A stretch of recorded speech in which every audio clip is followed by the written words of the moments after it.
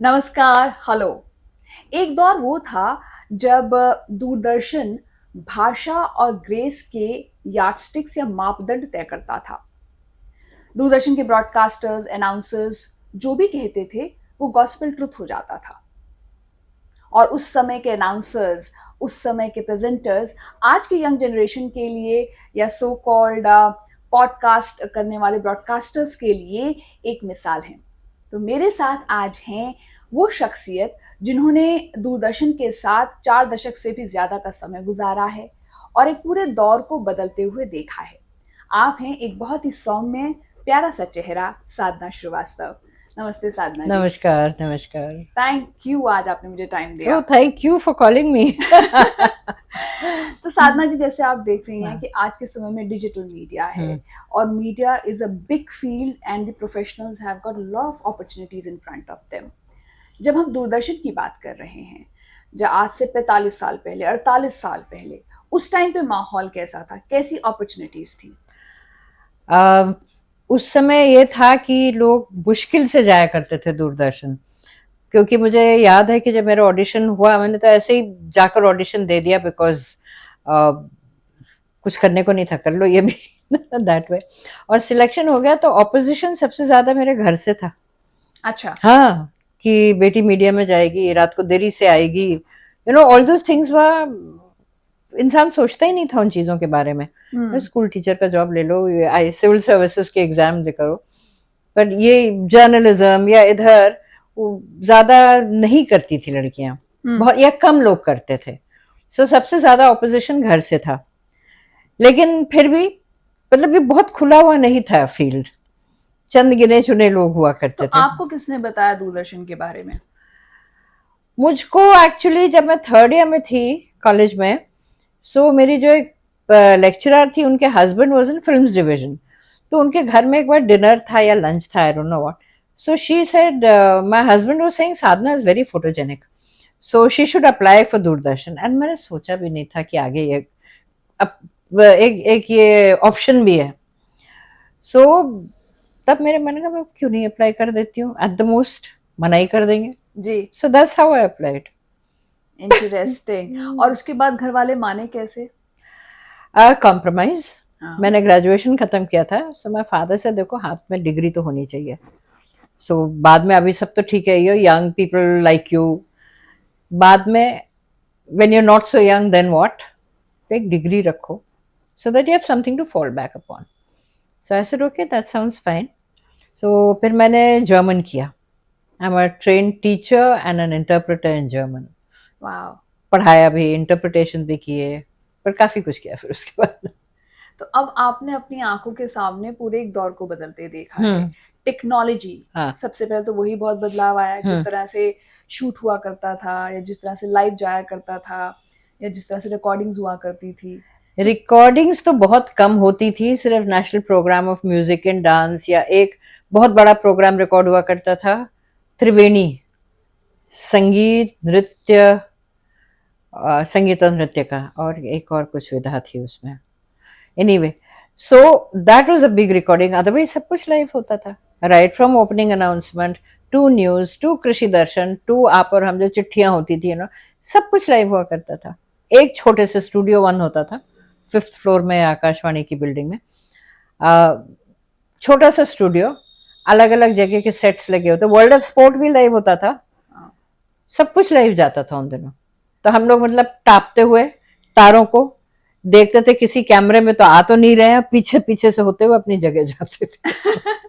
और उस टाइम पे मुझे याद है, हम जब छोटे थे टीवी देखा करते थे तो एक वो लगा हुआ आता था पट, असुविधा के लिए या रुकावट के लिए खेद है। रुकावट के लिए खेद है। तो हम उस समय उस पर हंसा करते थे। बट नाउ जब खुद मीडिया में काम किया तो ये महसूस किया कि कितने सारे टेक्निकल ग्लिचेस होते हैं और क्या चैलेंजेस होते हैं एक स्टूडियो के बहुत अंदर, चैलेंजेस होते हैं। स्पेशली लाइव करते वक्त। और आपके जो दौर के आपके साथी थे, चाहे रिनी हो गई या फिर अब बड़े बड़े सलमा सुल्तान की सलमा जी थी, ज्योत्सना थी, मीनू थी, नीति रविंद्रन, हाँ। Sarla Jariwala. Wow, yes. So तो ये थे। तो उस समय का जो पहनावा, उस समय की जो भाषा और आज के समय में जिस तरह से प्रेजेंटेशन स्टाइल बदला है, आपको कैसा लगता है? उस समय तो हम लोग को एक एक शब्द ये मालूम होता था क्या नहीं बोलना है। सबसे पहले ये समझाया जाता था किस तरह से नहीं बोलना है। हिंदी बोल रही तो केवल हिंदी में बोलो, अंग्रेजी बोल रही तो केवल अंग्रेजी में बोलो, ये मिक्स्ड भाषा नहीं चलती थी। हम्म। पहला तो ये, दूसरा तलफ्फुज, प्रोनाउंसिएशन, बहुत जोर। हम लोग मुझे याद है उस समय के लेजेंड अंग्रेजी में मेलविल डी मेलो, मैं उन्हें सुना करती थी, और हिंदी के देवकी नंदन पांडे। जी, All India Radio. All India Radio, All India Radio was तो लाइक मेरे लिए तो ये दोनों लेजेंड्स थे, कभी गलत हो ही नहीं सकते हैं। तो उनको मैं न्यूज सुना करती थी उनकी, और न्यूज उन दोनों सब सुनते थे, रेडियो की न्यूज सब सुनते थे। और शायद उस वक्त उस न्यूज में उतना शोर शराबा नहीं होता बिल्कुल था। ऐसा कुछ नहीं होता था। आपका जॉब है इंफॉर्मेशन देना, आप वो सूचना दे रहे हैं कि हाँ ये हुआ, वहां वो हुआ, वहां वो। कोई सनसनीखेज टीआरपी का सवाल नहीं होता था कि आप सनसनीखेज करें, कुछ करें। वैसे दूरदर्शन में आज भी वो नहीं है कि मतलब आप किसी से compete कर रहे हो, कुछ कर रहे हो। आपका काम है न्यूज देना या इन्फॉर्मेशन देना या जो भी सूचना है वो देना, आप वो करिए एक गरिमा के साथ। हम्म। तो कौन सी चीज जो आप प्राइवेट चैनल्स आज के समय में देखती हैं, किस चीज को आप मिस करती हैं सबसे ज्यादा? सुकून को, शांति को। चीख चिल्लाहट मुझसे बर्दाश्त नहीं होती है, इसलिए मैंने न्यूज चैनल्स को देखना बंद कर दिया है। क्योंकि ब्रेकिंग न्यूज 4-4 घंटे तो चलती नहीं है ना। ब्रेकिंग न्यूज होती है जो अभी हाल फिलहाल हुई हो, नॉट 4 आवर्स कि सुबह का जो हुआ है वो शाम को भी जा रहा है ब्रेकिंग न्यूज में। तो तो सनसनीखेज खबरें हैं। And what are the milestones? आज इतना समय हो गया, आप अभी भी प्रीटी एक्टिव, स्टेज आप करती हैं और कल्चरल सर्किट में आप इतना ज़्यादा एक्टिव हैं। आपने प्रोडक्शंस किए हैं, एंकरिंग है, स्टेज है, वॉइस ओवर्स किए हैं, आप एज एन इंटरप्रेटर आपने काम किए हैं। तो कौन सा एक ऐसा माइलस्टोन है जिसे सबसे ज़्यादा चेरिश करती हैं आप? एक्चुअली मुझे सभी अच्छे लगते हैं, हर एक के अपने अलग अलग मीडियम है, जी। अलग चैलेंजेस हैं। और देखिए, अब आप जब टीवी पर बात कर रहे हो तो camera is your best friend, yes. लेकिन जब आप स्टेज पर खड़े हो तो इतनी सारी जनता आपके सामने बैठी है, आपको उनके साथ कनेक्ट करना जरूरी है। यहाँ तो देखते तो केवल कैमरे में देखकर बात करते हैं, जो भी करना है, एक्सप्रेशन देना हो, सब कुछ कैमरे में ही होता है। लेकिन स्टेज पर ऑडियंस इधर से लेफ्ट टू राइट है, आप एक कोने में नहीं देख सकते, आपको बाएं भी देखना है, दाएं भी देखना है, बीच में भी देखना है, सबसे संपर्क करके बात करनी है। तो मीडियम वही बदल गया। वॉइस ओवर कर रहे हैं तो जैसे कि टेलीविजन हुआ तो उसमें तो दर्शकों को विजुअल का सपोर्ट है, लेकिन केवल रेडियो में तो सिर्फ आवाज है। तो आपकी आवाज पर बहुत कंट्रोल होना चाहिए, किस तरह से आप आवाज के साथ इमोट कर रहे हैं, बहुत जरूरी है। तो आप जैसे रेडियो भी, आजकल जो हम रेडियो भी सुन रहे हैं, मैंने खुद एफएम पे इतना लंबा अरसा काम किया है, पर वहाँ भी बातचीत करने का लहजा और लोगों से कनेक्ट करने का लहजा बदला है।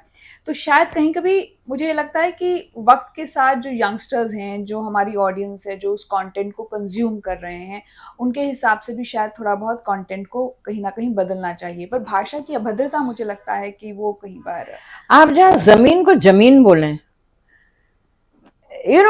मुझे अच्छा नहीं, कान में चुभता है। सो इतना बेसिक तो आपको ध्यान देना चाहिए कि आप क्या बोल रहे हैं। और एक ही चीज को कितना लंबा घुमा घुमा कर बोल रहे हैं, तो आपको टाइम खाना है कि क्या करना है, मुझे समझ नहीं आता है। जो हम एक सेंटेंसेस में या 2 सेंटेंसेस में बोलते थे, आप वही चीज बोले जा रहे हैं, बोले जा रहे हैं, बोले जा रहे हैं, इस एक तरह से, फिर दूसरे तरह से, फिर तीसरे तरह से, फिर चौथे तरह से। क्या आपको फुटेज खा रहे हैं, टाइम खा रहे हैं, क्या कर रहे हैं? तो यानी कि तोल मोल के बोलने वाला तो हिसाब ही नहीं रहा ना। सवाल नहीं उठता, सवाल नहीं उठता। हम लोग को जो ब्रॉडकास्टिंग में जो सिखाया गया था, मैंने फेलोशिप भी मुझे मिली है यूएसआईएस की फॉर दिस ओनली, ज्यादा से ज्यादा इंफॉर्मेशन को कम से कम शब्दों में बोलो। सही बात। और अब तो कम से कम इंफॉर्मेशन को ज्यादा से ज्यादा शब्दों में बोला जाता है आजकल। बिल्कुल सही कह रही हैं आप। जब मैं विविध भारती में थी साधना जी, तो हमें एक बस वाक्य बोलना होता था कि ये विविध भारती की विज्ञापन प्रसारण सेवा का दिल्ली केंद्र है, मीडियम वेव 219 अर्थात 1 किलोहर्ट्ज।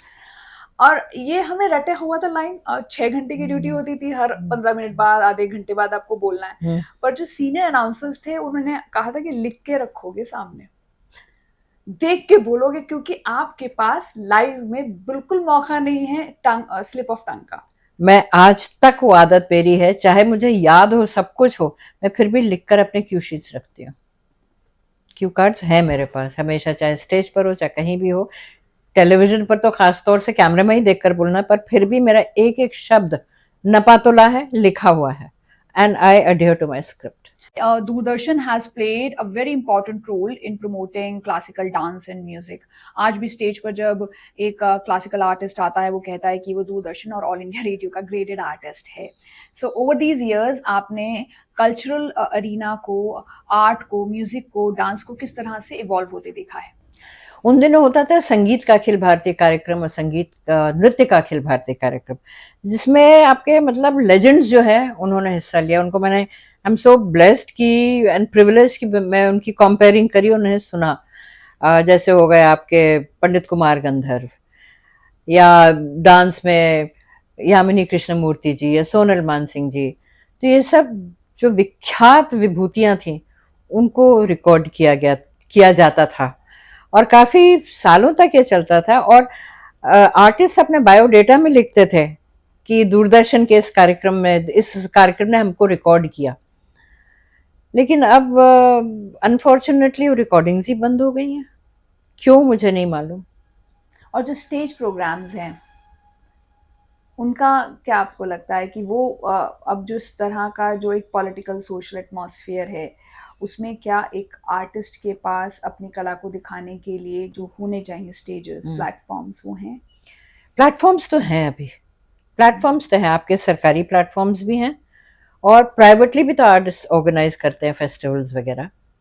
तो उसमें हाँ ये बात है कि जहाँ एक आर्टिस्ट को पहले 1.5 घंटा दिया जाता था या 2 घंटे दिए जाते थे, वो कट के अब 1 घंटा हो गया, 50 मिनट, 1 से 1.25 घंटा। हाँ। अगर आप ध्रुपद शैली को सुने, उनका तो आलाप ही 50 मिनट में नहीं होता पूरा, और अब टोटल आप 50 मिनट दे रखे हैं। तो ये चेंजेस आए हैं, लेकिन अभी भी कोई कोई संस्थाएं हैं जो पूरा देती हैं समय कलाकार को कि, और ज्यादातर ये तब होता है सरकारी तौर पे जब आप उन्हें डॉक्यूमेंट कर रहे हो, यू नो, कि किस तरह से पूरा चलता है। आलाप संगीत का हुआ तो आलाप है, जोड़, झाला, राग, मध्य लय, फिर द्रुत लय पर आते हैं।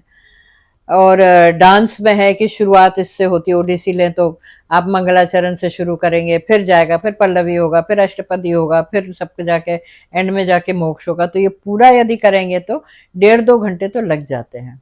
तो आपको ये सारी जो शैलियां हैं, नृत्य की विधाएं हाँ। हैं और उनके जो अलग अलग सोपान हैं, तो ये आपने आपको ऑन द जॉब काम करते करते सब कुछ, संगीत भी, अच्छा संगीत तो मैंने सीखा था, मैंने 7-8 साल सीखा था, लेकिन जो भाषा, क्या टर्मिनोलॉजी यूज की जा सकती है संगीत के लिए, नृत्य के लिए, क्योंकि आप जो आम भाषा यूज करते हैं नृत्य के लिए जब आप कंपेयरिंग कर रहे होते हैं, संगीत के लिए, शास्त्रीय विधाओं के लिए जब आप कंपेयरिंग कर रहे होते हैं, तो शब्दों का चयन बहुत जरूरी है। किस तरह के शब्द चलन में है आप उन्हें यूज करेंगे, उनका प्रयोग करेंगे। ट्रू। सो एंड बट ये ओवरनाइट तो कोई सीखता नहीं है, धीरे धीरे धीरे। पर मेरे पास गाइड्स भी, जो मुझे मार्गदर्शक भी बड़े अच्छे मिले। उमा शर्मा जी हैं, उनसे मैंने बहुत सीखा। बिरजू महाराज जी के साथ तो मैंने सालों साल उनके प्रोग्राम्स कंपेयर किए हैं। मेरी शादी नहीं हुई थी तब से लेकर अभी जब उनके आखिरी जो प्रोग्राम था तब तक। आई थिंक वो जो ट्रस्ट है, वो जो स्नेह है, मतलब आपने उनके साथ सीखा और उन्होंने आपको प्रोग्रेस करते हुए देखा। बहुत नहीं, उन्होंने सिखाया, उनसे कितना सीखा मैंने, इतना कि एक बार अंताक्षरी प्रोग्राम होता है ना, सारेगामा अंताक्षरी, उसके लिए जाना था। एंड दे सेड कि होली के आसपास की रिकॉर्डिंग थी कि एक गीत तो सीखो। मैंने शाश्वती को फोन लगाया कि कोई भी, तुम लोग कथक में इतना करते हो, होली का जो होता है, मुझे एक कोई गाना बता दो। तो कहती मैं अभी बताती हूँ। फिर कहती महाराज जी कह रहे हो तुम्हें खुद ही सिखाएंगे, तो कल आ जाना दोपहर को 3 बजे। मैं पहुंच गई जी वहां पर, तो सारे उनके सारे स्टूडेंट्स और महाराज जी बैठे, मुझे एक एक लाइन सिखाई, ऐसे गाओ ऐसे गाओ ऐसे गाओ। फिर कैसेट होता था उन दिनों, कैसेट में जी, रिकॉर्ड करके दी। वो आप गुनगुनाओगे अभी, याद है आपको? Don't ask me to sing. कितना सुंदर समय था ना वो। बहुत सुंदर समय, तो एक एक परिवार की तरह हुआ करता था। जी। अब भी है पुराने लोगों के साथ, अब तो कुछ लोगों से सीखा, कुछ लोगों के साथ बड़े हुए जो आज महान कलाकार हैं, और जो कुछ उभरती प्रतिभाएं, उभरती भी नहीं, जो स्टैब्लिश है, उन्हें बड़े होते देखा। सो एक एक एक एक्सटेंडेड फैमिली की तरह लगता है बहुत लोगों के साथ। आई टोटली अग्री, मैं बिल्कुल समझ पा रही हूँ इस बात को। अब साधना जी, एक लंबा वक्त बिताने के बाद समय के साथ टेक्नोलॉजी बदलती है, हम्म लोग मीडिया को कैसे कंज्यूम कर रहे हैं, कंटेंट को कैसे देख रहे हैं, आजकल पॉकेट में है कंटेंट सबके। हम्म। उन्हें टेलीविजन नहीं चाहिए स्विच ऑन करने के ना लिए, एक ना मोबाइल ना। डिवाइस बस चाहिए। तो ऐसे समय में रेलेवेंट बने रहने के लिए अपने आप को रीइन्वेंट रेगुलरली करना पड़ता है, किसी भी एज में। आई थिंक हर एक के लिए ये बात लागू होती है। तो आप अपने आप को कैसे मोटिवेटेड रखती हैं? मैं हमेशा कंटेंट पे ध्यान देती हूँ, मैंने और किसी चीज पे ध्यान नहीं दिया। अगर मैं किसी डांसर का बोल रही हूँ, एक चीज तो ये रख, जो ओल्ड स्कूल कहे कुछ भी कहें, कि फोकल पॉइंट आप खुद नहीं है ना, आपका कितना जानती है वो नहीं है। आपका काम है आप कलाकार को उभार कर रखें, उसकी कला को उभार के जब आप बात करिए, नहीं कि मुझे ये मालूम है, मुझे फालतू में बकवास में बोलती हूँ उसको। The thing is that you have to highlight the artist and the program. The content is important. Totally. मेरे लिए वो सबसे महत्वपूर्ण है, और उसे आप किस तरह से बोल रहे हैं वो महत्वपूर्ण है, और किसी चीज पर तवज्जो नहीं दिया, आज तक नहीं दिया। आज जब बोलने का लहजा इतना अलग हो गया है, सो मैंने वो भी चेंज नहीं करने की कोशिश, मैंने कहा जो है मैं ऐसी हूं, जिसे बुलाना है ठीक है, नहीं तो ठीक है। क्योंकि एक जगह, और मैं ज्यादातर शास्त्रीय करती हूँ और लोक करती हूँ या उपशास्त्रीय करती हूँ, क्योंकि जो बाकी विधाओं में आई एम नॉट कंफर्टेबल। जैसे आप मुझे रॉक एंड पॉप और यो वाला जो होता है, उसमें आई एम नॉट कंफर्टेबल। मैं सोचती हूँ मैं किसी रेस में नहीं हूँ, मैं ये हूँ, I am the centre of my universe and the world goes around, I am not chasing anything और एनीबॉडी। बहुत सुंदर बात। सिनेमा देखती हैं आप? कम, अब कम। क्यों? पहले ज्यादा क्यों, अब कम क्यों? जिंदगी में वैसे ही, लेकिन मैं सीरियस कोई चीज देखती ही नहीं हूँ। कोई हल्का फुल्का कॉमेडी हो वो मैं देख लूंगी, क्योंकि संजीदगी इतनी है वैसे दुनिया में, इतना मतलब दुख है, सब कुछ है जो आप आम जिंदगी में रोज देखते हैं। अगर मैं 2.5 घंटे या 1.5 घंटे कहीं बैठूं भी, तो मुझे लाइट मोमेंट्स चाहिए। मैं कोई सीरियस दुखी रोने धोने वाला मुझे नहीं देखना, देखना ही नहीं है। आपका फेवरेट हीरो कौन है?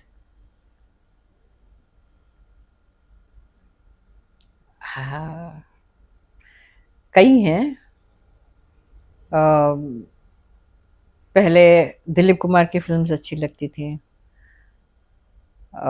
नसीरुद्दीन शाह। फिल्मी लोगों से, हस्तियों से मिले हो, आपने उनके काम को कवर किया है, डॉक्यूमेंट्रीज बनाई है, कितना कुछ किया है आपने।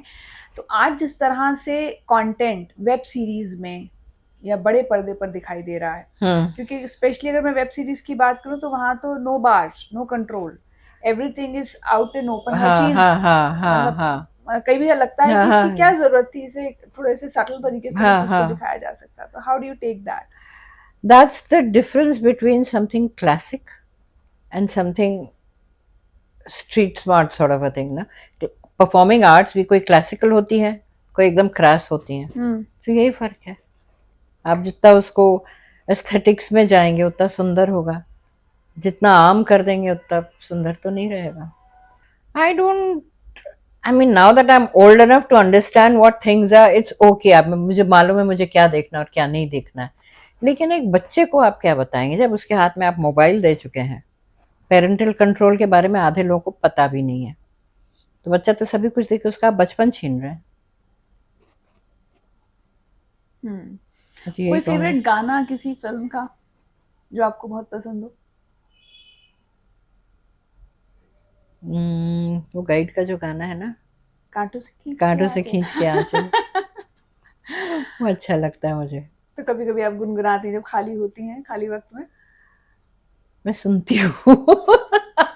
सितार बजाने का वक्त मिल पाता है? नहीं, वो तो छोड़ दिया, अब तो उंगलियां भी मेरी सही हो चुकी हैं, वो तो हाँ। छोड़ दिया। अब सितार बजाने में जाके उंगलियों में जब खाओ। जख्म होते हैं और फिर वो हील होता है, वो सब सख्त होती है। अब तो सॉफ्ट हो चुकी है सब कुछ, बहुत पहले छोड़ दिया था, पता नहीं क्यों।